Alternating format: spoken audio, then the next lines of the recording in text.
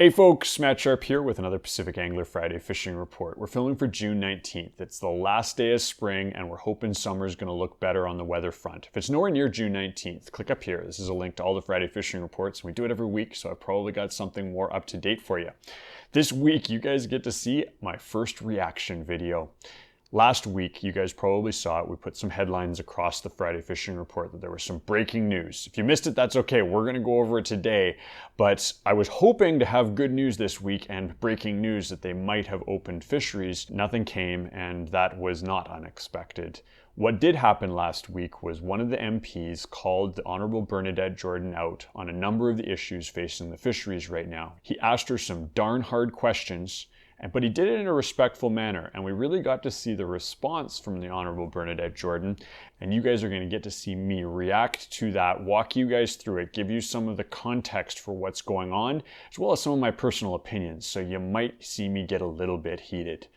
Now, obviously, I also want to go over the fishing. I'm going to keep it short and sweet this week. Summer does look like she's coming. We're seeing temperatures rise in the interior. We're going to see temperatures much better this weekend, so it should be a good one to get out. We're going to go over weather in the saltwater. We're going to go over interior weather. We're going to touch base on some cool flies. Now, I promised to have a chironomid fly. I missed it. Things have just been too busy here at the shop, but that's a good thing. But I do have a fly from Andre. He has a really cool caddis pupa or sedge pupa that you guys will want to add to the box right now, because that is starting to happen in the interior.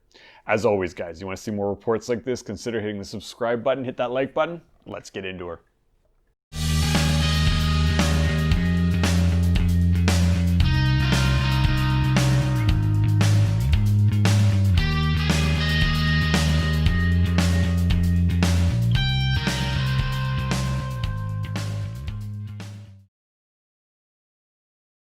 All right, guys, thanks for tuning with me. It has been a long week for us here at the shop. It is amazing how many people are getting out there and enjoying the outdoors, enjoying fishing. I think, though it's a silver lining, obviously this whole crisis has been awful. I do believe that it's reconnected a lot of people with the outdoors and a lot of fun pastimes that definitely make life more enjoyable. So thanks to everybody that's coming in. Keep it coming and be patient with us. We're working really hard to keep the shelves stocked and keep everything moving in the right direction, but there's some cool fishing to be had out there. Now, before we get into that, as you guys know, the mission of part of this, of me sitting and drinking beer and hanging out with you guys, is I feel there's a lot of fisheries information that is missed by most people out there. It was sometimes missed by me before I had to actually pay attention to it every week. And it's something that's really concerning when you look at how a fishery or even anything in government is managed. I am going to show you guys a conversation that was had in a debate with the fisheries minister, where finally someone in government brought this directly to her attention, asked hard questions, and now there's record of her answers. Without further ado, let's hear it from them. It's going to take you 4 minutes, but stick with me. It's good fun. Thank you, Minister and Mr. Chair. In the government's response to the COVID-19 pandemic, there's actually one group that has slipped through the cracks, and that's the sports fishery, especially our recreational fishing industry on the West Coast.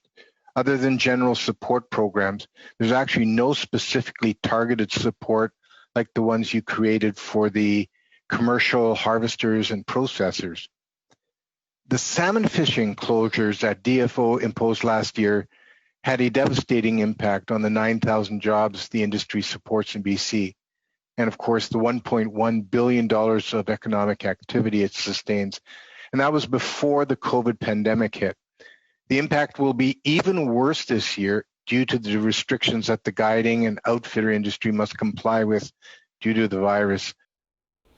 So just a second on that one. Obviously, you guys know how much money our fishing puts into the BC economy. If you guys want some fun facts on that in more detail, I'm gonna leave a link up here to a report that we did a while ago that lays out some pretty crazy numbers that are all fact-based around what this industry and what your hobby does for the province.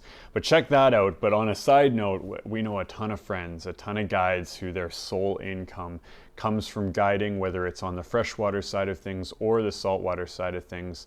The fishing guides are ones that have just taken it on the chin and are now really, really challenged because there are no tourists. So this is something that's important and has totally been sort of swept under the rug or forgotten about when it comes to helping the guys that really need it.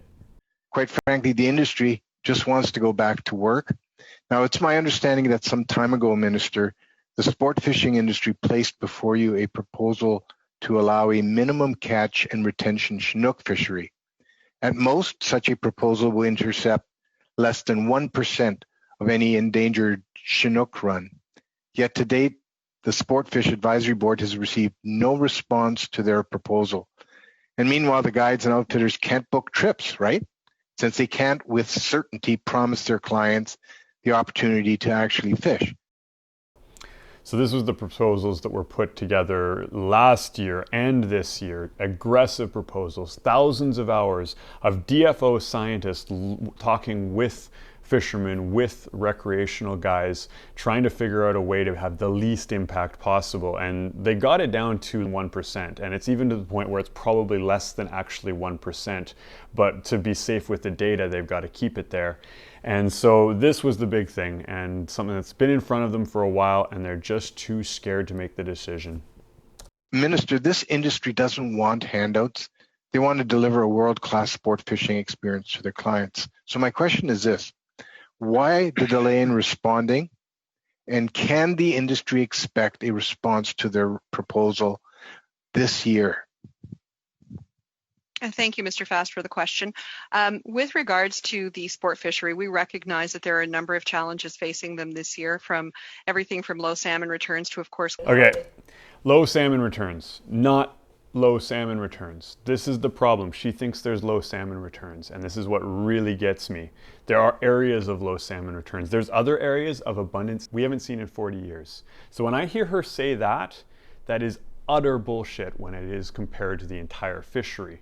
Now, yes, there are stocks of concern, but the proposed fishing that we would like to have does not touch those stocks of concern, or does it in such a low fashion. That's her way of signaling to the rest of the world that there's not enough salmon, this is why I'm doing it. But that has nothing to do with why she's actually not making a decision going forward. With regards to the question around the request for the Chinook Management decisions have not been made yet. We are working on those as we speak, and they will be out in the near future. Minister, what is the near future? I mean, this is an industry that has to plan ahead. You know, the season really should have started by now, and they have no certainty at all. All they're asking for is a date on which you will provide them with a response to their proposal, an eminently sensible proposal. So we actually did, I'm just checking my notes here, we actually did put interim fisheries management measures in place for the Chinook fishery on April 1st to allow time for a technical review of the 2019 measures to make sure that what we had done in 2019 and how it was going to impact. April, May, June, that's 3 months. We got that in April. They told us that. We said that's reasonable. Take some time, make sure the data is correct. But right now that data's been there, and for whatever excuse you want to make, if they want to blame it on the COVID crisis and having more important things to do, we understand that. But at the same time, this is easy decision making, and the problem is the science is easy. The conservation side of it's easy. It's the other stuff that's not easy. The stuff that's wrapped up in politics and special interest groups, which has nothing to do with you, and has nothing to do with me, has nothing to do with the fish, only has to do with her job. And that's where the big problem lies. We're also looking at consulting with a variety of groups, but the decisions are going to be based on what we hear from our evaluations, and they will be coming, as I said, very, very soon. What does very soon mean? Really, we do need certainty on this. And they will be coming as soon as we have all of the information we need to make that decision. Well, they're not going to be very happy with that answer, Minister. I have a second question. As you know, Minister, one way to address the protection of endangered salmon is to increase the marking of hatchery fish to ensure sport fishers have plenty of fish to keep and take home without endangering the recovery of the wild salmon. Yet in BC, only a very small number of hatchery fish are actually marked, even though many times more are released into the wild. This makes it difficult for anglers to determine if the fish they've caught are actually of hatchery origin. Now, your department's policy has been to either shut down the fishery or allow for a very limited catch and release opportunity. And I believe we can do better, because if you look at Washington State, and you are familiar with Washington State, they mark 100% of their hatchery fish, which allows their industry to compete unfairly with our recreational fishing industry here. So how is that fair? How does that promote Canada's economy and our national interest? A very small investment in marking fish would go miles in providing our industry with the boost it needs. So when will you increase the number of hatchery fish that are marked for catch and retention? And when will you begin to listen to the concerns of the struggling industry? Mr. Fast, I have been listening to the industry since I was first appointed to this ministry. I will also say that I am not opposed to a hatchery fishery. However, there are a number of challenges that have to be addressed first.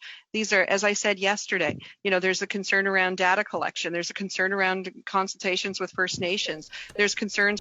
Consultations with First Nations. What did any of those questions have to do with consultations with First Nations? They should have to do only with conservation for salmon, and then the economic benefit of either having it or not having it, the cost of marking those fish. Those hatchery fish are put there to be retained, and they're not marking them.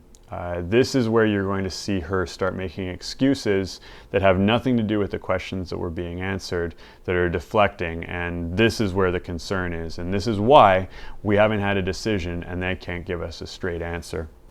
Around the genetic releasing hatchery fish in with and how it will impact the wild Pacific salmon stock. Those hatchery fish are already being released. They're just not marked. So what she said there was a complete tailspin. She's literally saying that we're worried about putting hatchery fish out there.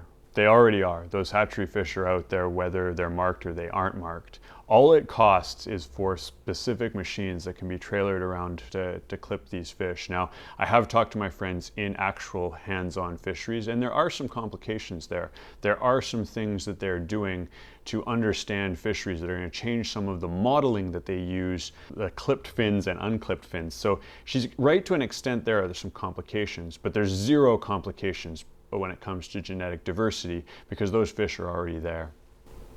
Are all things that we have to do. We have started pilot programs with regards to a marked selective, with regards to marked fishery. We will continue to do the work that is needed to be done, but it's not a silver bullet. It's not something that's... It is a silver bullet. It's really easy. It's less than 1% of stocks of concern, and it's a fishery that supports a $1.4 or $1.8 billion industry that does no damage to fisheries.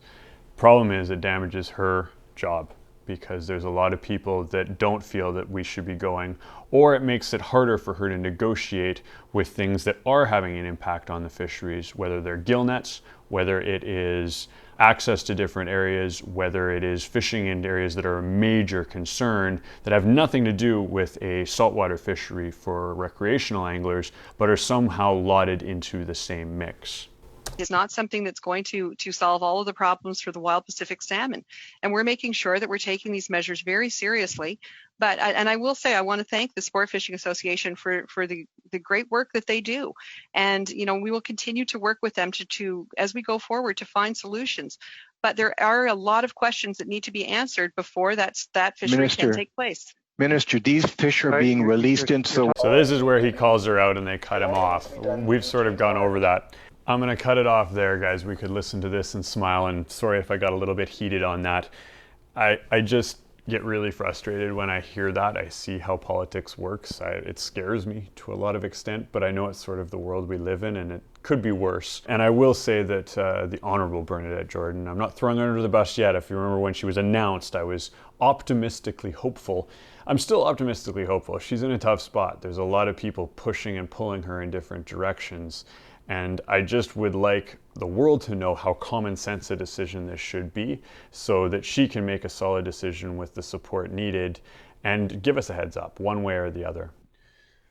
Okay, there was the rant, guys. Thanks for bearing with me on that one. I hope you enjoyed it. I hope you guys listened to it and saw sort of some of the back and forth and got a glimpse into what's going on there. If you guys want to be more educated on this stuff, links in the description to the Pacific Salmon Foundation, the Public Fisheries Alliance, and the Sports Fishing Institute. These are the three groups doing great work to make sure these hard questions are asked. I'm also going to give the link down below to the guy that was calling Honorable Bernadette Jordan out there, because I definitely think he needs a like on a Facebook page, and maybe you want to look more into his policies. It looked like he was asking the right questions, and I think that's a good indicator of a good politician. Now, on the fishing side of stuff, the weather looks good. This is Merritt, but let's pull up Vancouver to start off here. And it looks like we're going to see 20s and 19s right across the weekend. There's a little bit of rain Saturday, but maybe 5 millimeters, probably in the evening because it's rolling from Friday to Saturday. I expect fishing to be good out there. I expect things to warm up. You'll see some snow melt on the rivers, but there's a few rivers that could use that right now. We talked about that last week. They need to get that snow melt beaten off if we're going to have cool fishing in July and August. But when we roll it over to the interior, and that's an important one, you're going to see even warmer weather with 26, 25, 22, 19, and then back up to 22. Now the key is going to be looking for you guys long-term at the 14-day trend. And so when we pull that up, I looked at it earlier and it looked pretty good, but we always want to see if these things update. So yeah, it's not going to be above seasonal averages, but it's going to hold at least for the next week in the sort of mid to low 20s, just a touch below seasonal averages. So at least it's moving in the right direction, and I expect really good lake fishing if you guys are getting out in the next 2 weeks. All of our reports have been mixed bags, meaning that there's chironomids coming off at times, sometimes really heavy, some really good reports on that front, but intermittent reports. We had some good reports of guys running damsels in the weeds or close to bulrushes like we talked about last week. Some really good success in the Merritt/Cache Creek area. We also heard of some sedges coming off, so that's where we're going to talk about Andre's pattern in a second here, because that's one to look at as well. Now, saltwater stuff. Obviously, I don't have that good news for you boys, but I was hoping, and there's still hope, maybe, in the next week or two that we're going to hear something. But when we pull up the Strait of Georgia, it's, as of tonight, it's a little bit windy. It's a northwest 5 to 15. Becoming light in the morning, so that's actually good. Fridays, you guys are watching this, you're out there. You're watching this out there. It could be good. Light winds increasing southeast 10 to 20 knots Saturday, so it's a little ramp up, but a southeast usually isn't that bad, depending on where you are, where you're hiding. And then Sunday, northwest 10 to 20, so totally manageable. I mean, a little bit of chop out there, but it should be good. On the tide front, there's a really nice slack tide in the middle of the day. You're probably going to miss the two high slacks. On Saturday, it's at 12:12.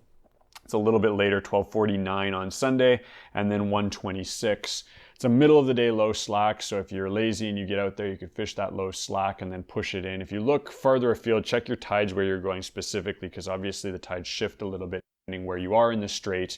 But midday low slack, good time to fish it, and then maybe fish the incoming tide all the way to the evening. Could be a good evening fish as well if you're getting out there.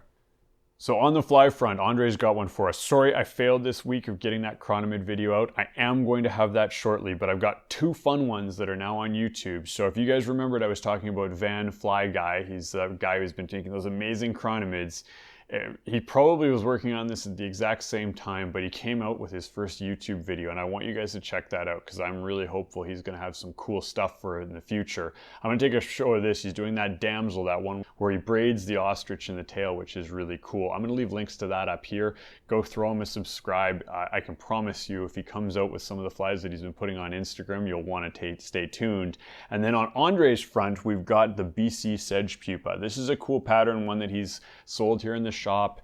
It is interesting because it can really be a do-everything pattern, but it's very, very effective this time of year and then pushing into July when sedges are coming off. Sedges are caddis if you want to get into the biology behind it, but definitely worth looking at. I'm going to share that up here. Definitely both of those in the box right now, both damsels and sedges are worth stocking up on right now. And with Andre's pattern, we do have it in the shop for sale. So if you want to come down and pick up a couple of those, don't hesitate. All right, guys, that's everything I've got. Thanks for tuning tuning in. Thanks for listening to me rant. If you guys made it to the back of the report, big thumbs up for you. I'm going to leave the links to the 10 facts that you might be interested in when it comes to the amazing economic impacts that our fishery has. I'm going to leave that up here. I'm going to leave Andre's sedge pupa down here, and if I can stick it in, I'm going to put Vancouver Fly Guy's video up here. Take a look at his site. I expect more cool things to come from him in the future.